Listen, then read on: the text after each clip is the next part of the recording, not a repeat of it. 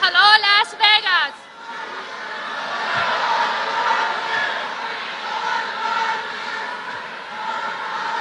Hello, Las Vegas. All right. Hi, my name is Adriana Ortiz. I am in.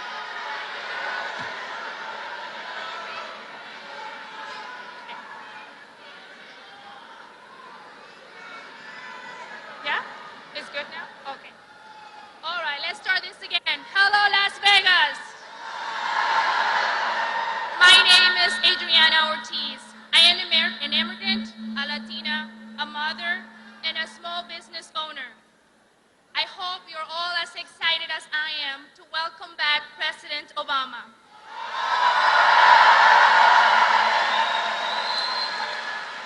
I became an American citizen in 2008, and Barack Obama was the very first person I ever voted for, and now I support him more than ever.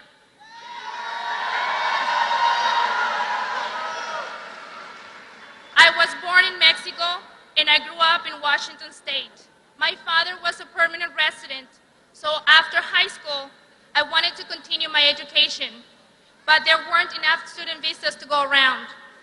So I worked hard, fell in love, started a family and a small business. Now my husband and I run our own trucking company. I didn't go to college, but I am living the American dream.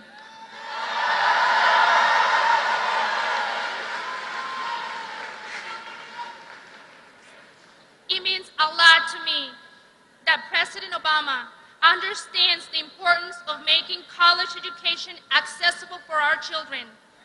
He's been there. He's gone through the financial struggles many young people go through today.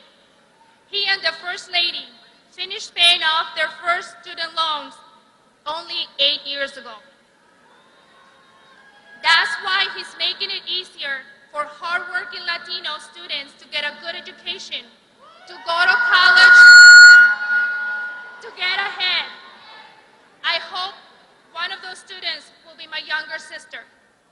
She's what you might call a dreamer. She's been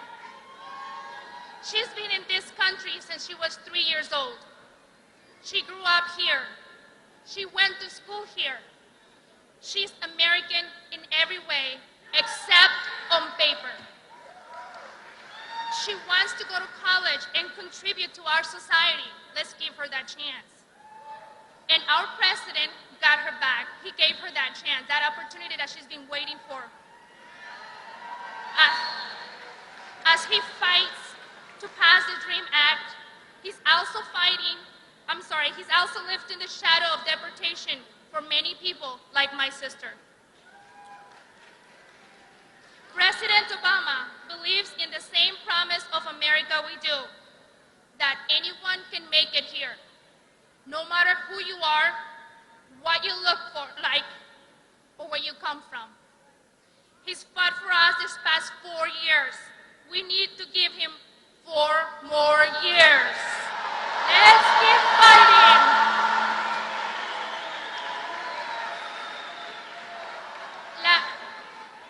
Las Vegas, please join me in welcoming the President of the United States, Barack Obama.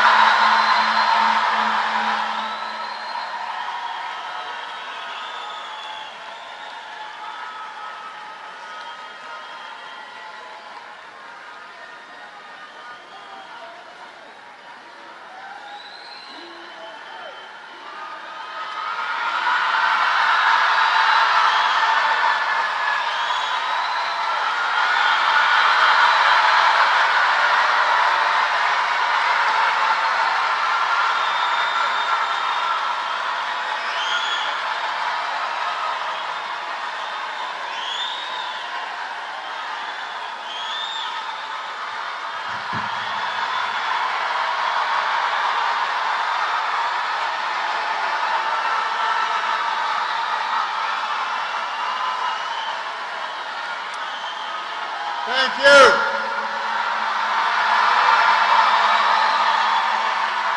Thank you. Thank you so much. Can everybody please give Ed Round a great round of applause for the wonderful introduction?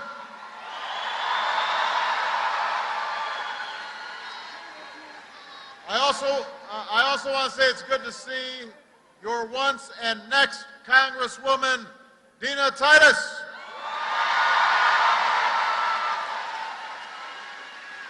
And it is so good to see all of you. I love you back. I do.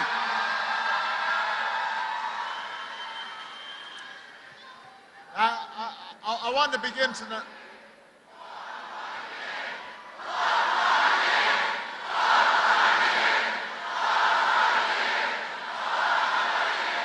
Thank you.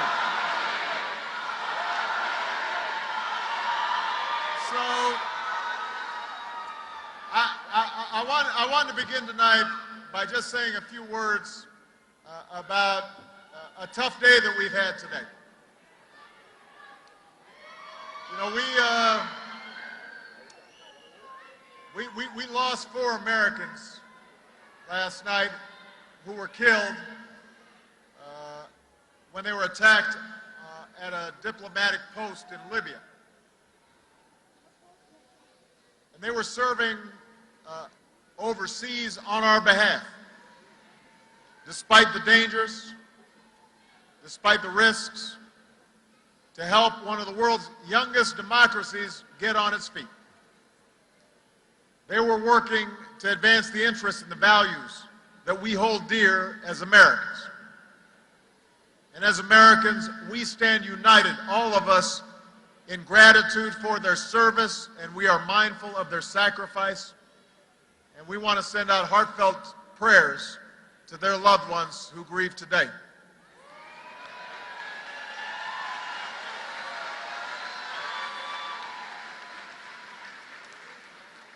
You know, it's a reminder that the freedoms we enjoy,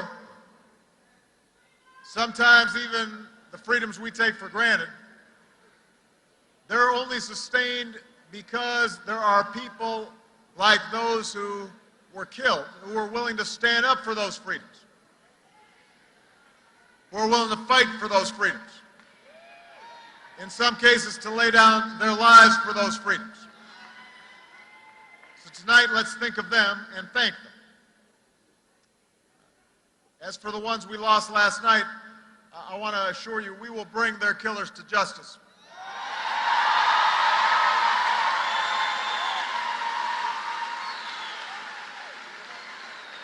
And we want to send a message all around the world. Anybody who would do us harm, no act of terror will dim the light of the values that we proudly shine on the rest of the world, and no act of violence will shake the resolve of the United States of America.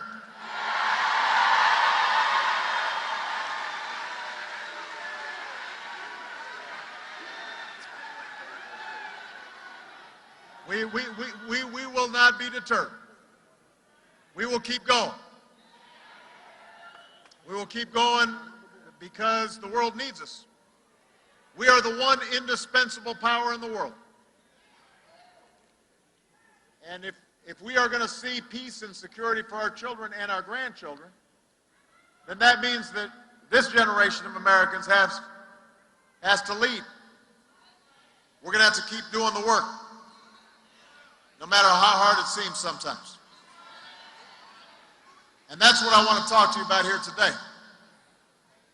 We've got work to do overseas. We've also got to do some work here at home. And we've got to do some work right here in the great state of Nevada.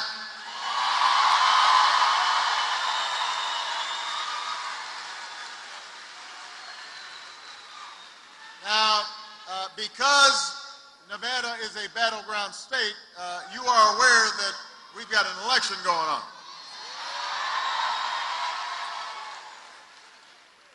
Unless you've accidentally stumbled in here looking for a convention of podiatrists, then you've been paying some attention to the election. Both parties just came out with their conventions. Each side made its case.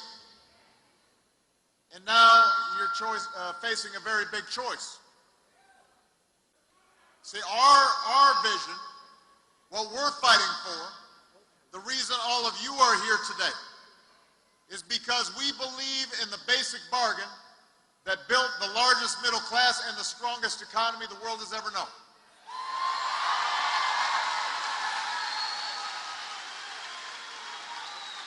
It's a bargain that says hard work will pay off. That if you act responsibly, you'll be rewarded. That everybody gets a fair shot. Everybody does their fair share. Everybody plays by the same rules from Main Street to Wall Street to Washington, D.C. That it doesn't matter where you come from or what you look like or what your last name is. Here in America, you can make it if you try. That's what we believe in.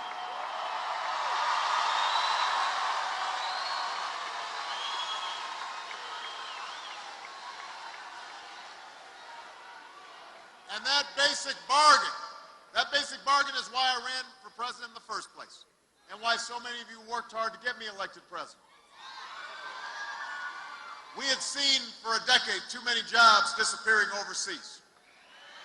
We had seen too many families struggling while costs were going up, but paychecks weren't going up.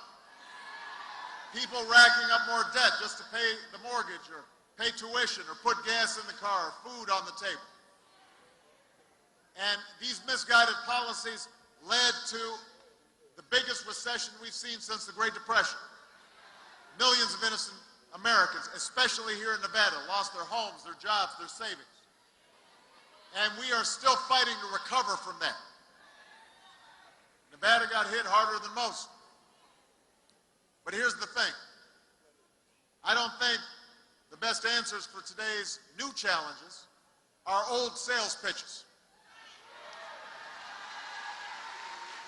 And that's what my opponent and the other side have been selling. You guys heard it. I mean, you may not have watched their convention, but if you didn't, let me summarize. What they said was, we want to give you more tax cuts, especially tilted towards the wealthy, and everything will be okay.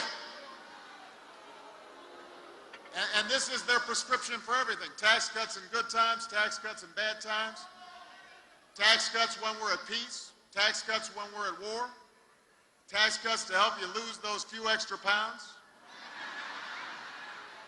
tax cuts to give your love life that extra kick. Now, listen, I've cut taxes, but I cut them for folks who needed them.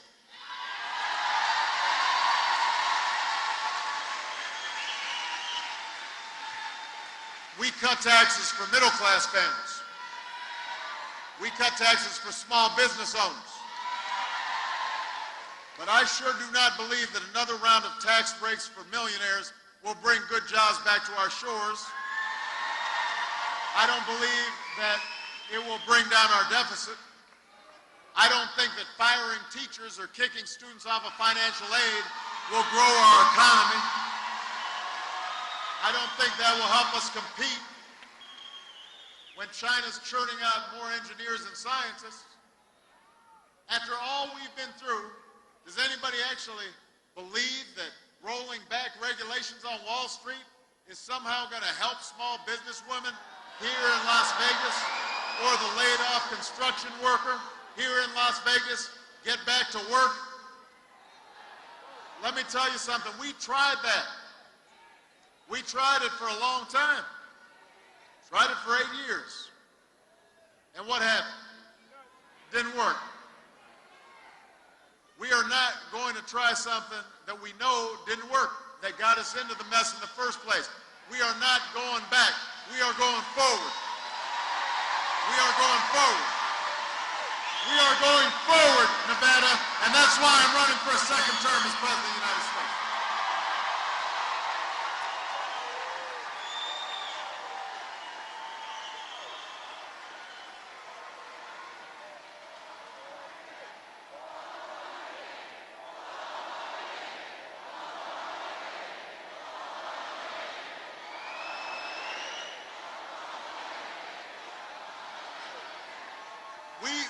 we don't believe that the answer to our challenges is to tell folks you're on your own.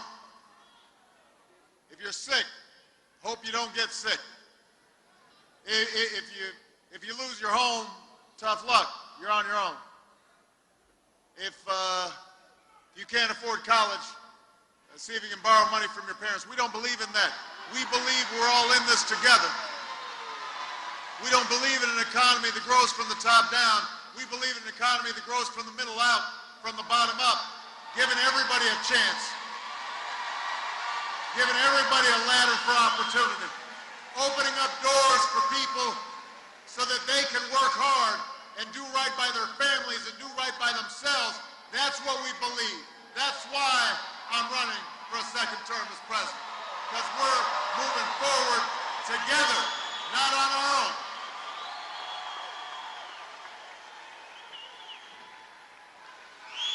Now, I won't pretend, some of you heard me at the convention, I won't pretend that what I'm offering is the easiest path. I've never said that. In 2008, I didn't say it was going to be easy. And as President Clinton reminded us last week, it's going to take more than a few years to solve challenges that have been building up over decades.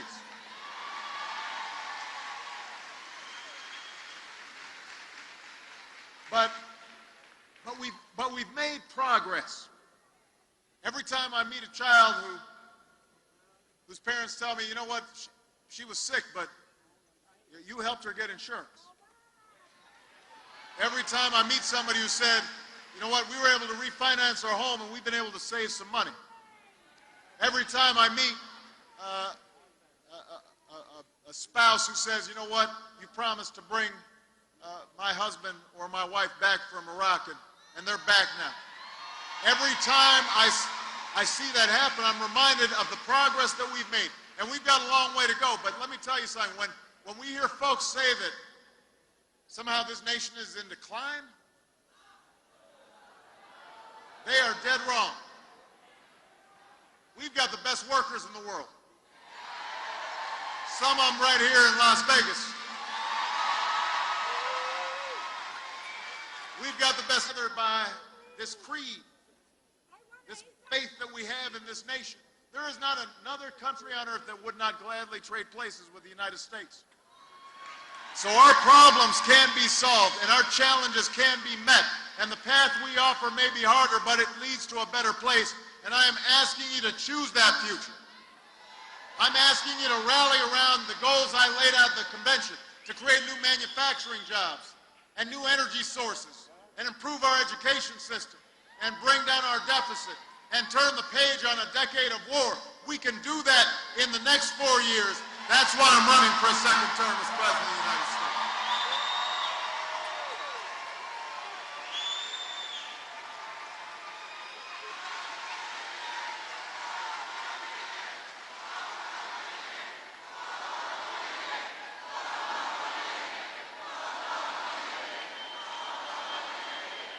Now, just in case there are a few of you who aren't convinced yet, or I need you to go out and do some convincing of some folks that may not be convinced yet, let me break down exactly what I'm talking about when I say a set of goals for this country. I've got a plan, first of all, to export more products and outsource fewer jobs. You know, after a decade of decline, this country has created over 500,000 new manufacturing jobs in the last 2.5 years. We reinvented a dying auto industry that's back on top of the world. Now you've got a choice.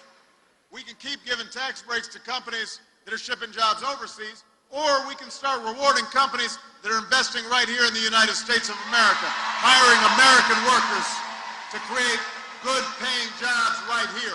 That's what we can do. We can help big factories and small businesses double their exports. We can create 1 million new manufacturing jobs in the next 4 years. We can continue the progress we've made expanding tourism that has a huge impact here in Vegas. You can make that happen. We will make it happen if we move forward, but it's up to you. Second, I've got a plan to control more of our own energy. After 30 years of inaction, we raised fuel standards so that by the middle of the next decade, your cars and trucks will go twice as far on a gallon of gas. That'll save you money. It'll be good for our economy, good for our environment. We have doubled the amount of renewable energy we generate, including right here in Nevada, solar panels all across this state.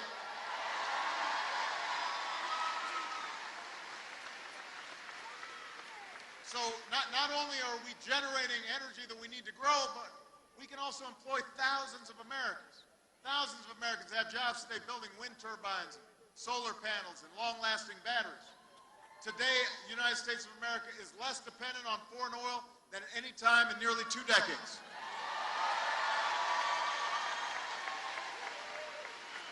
So, now you've got a choice.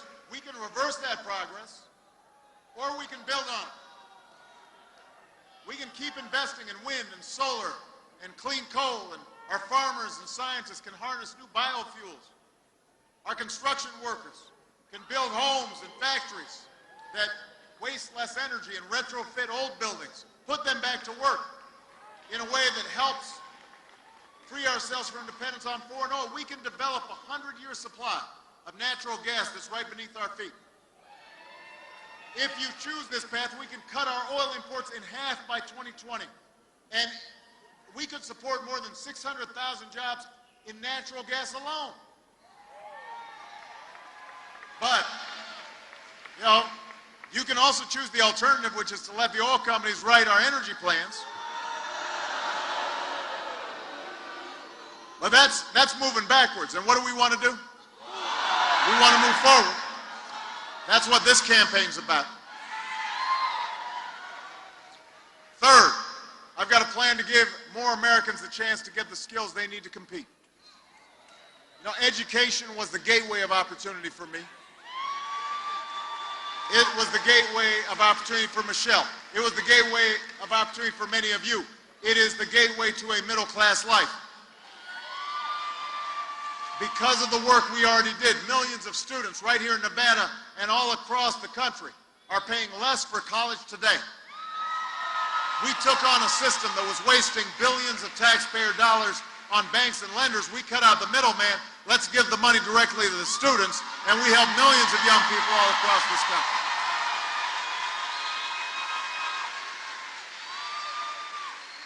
So, now you've got a choice. We could take my opponent's advice, which results in gutting education.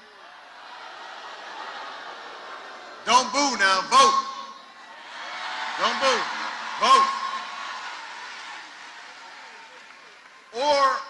Or we can decide that in the United States of America, no child should have their dream deferred because of an overcrowded classroom. Last time I was here in Vegas, we were hearing about classes that had 42 kids in them. Kids sitting on the floor, old, worn-out textbooks. No family should have to set aside in a college acceptance letter because they don't have the money.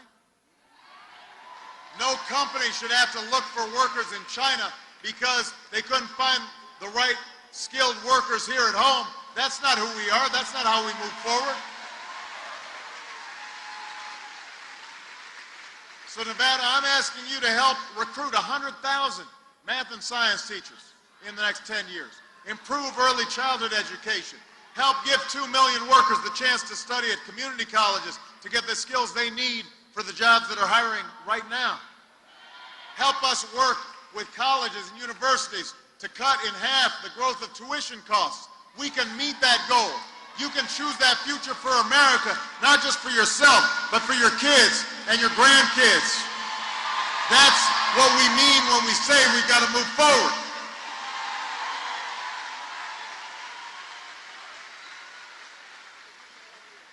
In Nevada, we've got to reduce our deficit. It's important, but we've got to do it in a way that doesn't stick it to the middle class. Independent analysis shows my plan for reducing the deficit would cut it by $4 trillion. I've already worked with Republicans in Congress to cut $1 trillion worth of spending. And I'm willing to do more. I want to reform the tax code so that it's fair and so that it's simple. But I also want to ask the wealthiest households, including my own, to pay a little bit more on incomes over $250,000.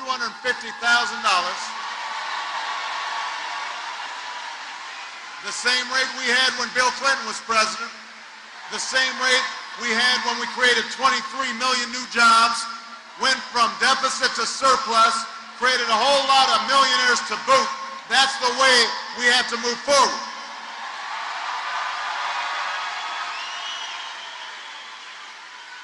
Now, just to be fair, the other side, they've got a plan too. The problem is, as President Clinton pointed out, they don't have any arithmetic in it. The math doesn't add up. Because if you think we can somehow lower our deficit by spending trillions more on new tax breaks for the wealthy, when you try to pay for $5 trillion in new tax cuts without raising taxes on middle-class families, or add $2 trillion in new military spending that our Joint Chiefs don't say is going to make us safer without increasing the deficit, well, you get that error message on your calculator. No amount of extra credit is going to make that math work. I refuse to ask middle-class families like yours to pay more so that millionaires and billionaires can pay less. I refuse to ask students to pay more for college so I can pay less. I refuse to kick children out of Head Start programs or eliminate health insurance for millions of Americans who are poor or elderly or disabled just so those with the most can pay less. I don't believe in that. That's not who we are. That's not how we're going to grow our economy. I don't think the answer for hard-working folks here in Nevada whose homes are underwater is to do nothing, let it bottom out. My administration's already helped more than 1 million responsible homeowners refinance their mortgages. And I'm running to give more like them the chance to refinance and save $3,000 a year and maybe start building up some equity back. That'll strengthen the housing market across the board in this state. And by the way, I will never turn Medicare into a voucher because no American should have to spend their golden years at the mercy of insurance companies. You should retire after a lifetime of labor with some dignity and some respect. You have earned it. We'll reform Medicare for the long haul the right way by bringing down costs, not by dumping those costs onto seniors.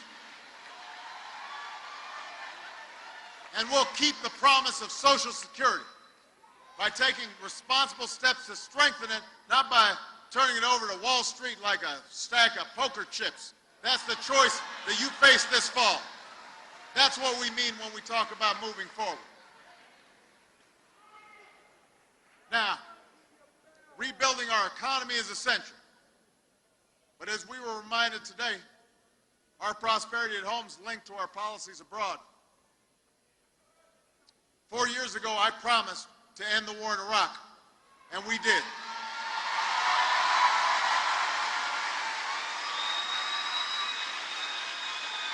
I said we'd wind down the war in Afghanistan, and we are. A day after 9/11, we were reminded that a new tower rises above the New York skyline, but Al-Qaeda's on the path to defeat and bin Laden is dead.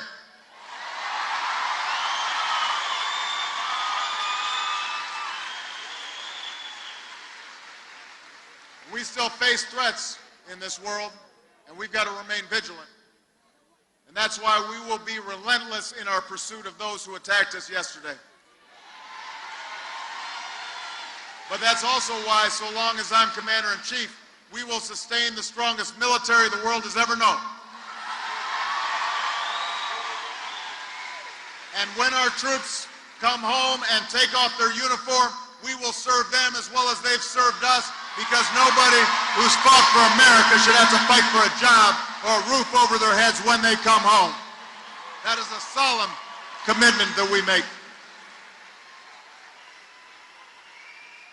as we're winding down these wars, we can use some of the money that we're no longer spending on war to pay down our debt and to put more people back to work, rebuilding roads and bridges and runways and schools, because after a decade of war, it's time to do some nation building right here in the United States.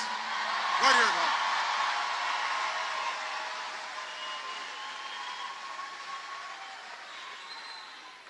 So let me say this, let me say this, Nevada.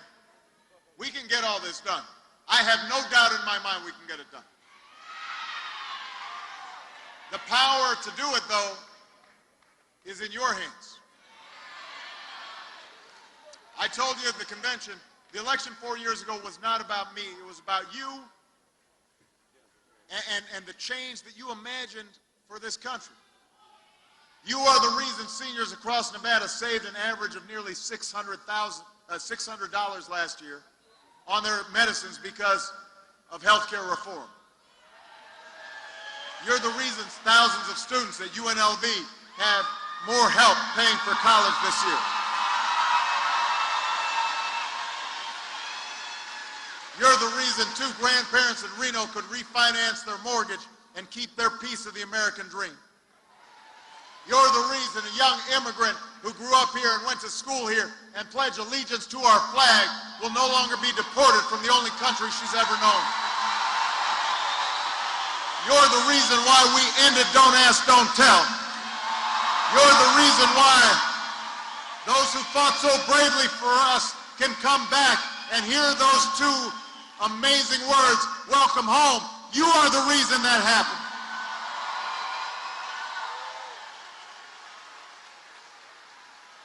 And that's why we can't turn back now. If you buy into all the cynicism that's being fed to you through these negative ads, well, you know what? Change won't happen if you stop fighting for it. If you give up on the idea that your voice can make a difference, then you know who's going to fill the void. The lobbyists, the special interests, the folks who are writing these $10 million checks to run all those negative ads, the people who are trying to make it harder for you to vote, the politicians in Washington who want to decide who you can marry, who want to decide for women what their health care choices should be when women are perfectly capable of making those decisions themselves.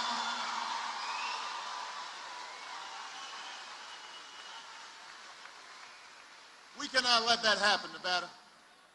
We've got the power to make sure it doesn't happen. But I need your help. We've come too far to turn back now.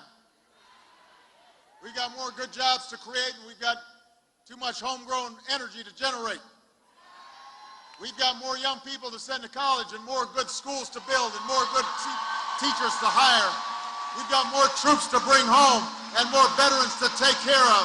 And we've got more doors of opportunity to open to everybody, black, white, Hispanic, Asian, Native American, disabled, not disabled, gay, straight, anybody who's willing to work hard and believes in America. We've got to open those doors of opportunity for them. That's why I'm asking for a second term. And if you're willing to work with me and fight for me and knock on some doors with me and make some phone calls with me, if you vote in November, we will win here in Clark County. We will win Nevada. We will win this election. We will finish what we started, and you and I together will remind the world why we are the greatest nation on earth. God bless you, and God bless the United States of America.